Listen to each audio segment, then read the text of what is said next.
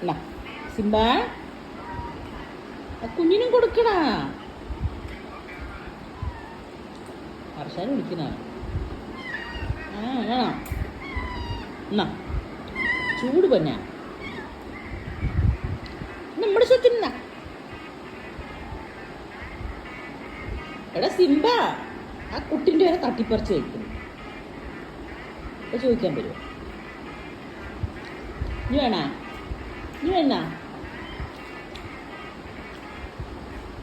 ചെറുത് ഹർഷാൻ്റെ പോയി എന്നിട്ട് സിംബ എന്നാ ചുണ്ട് കഴിഞ്ഞിട്ട് അമ്മ കഴിഞ്ഞു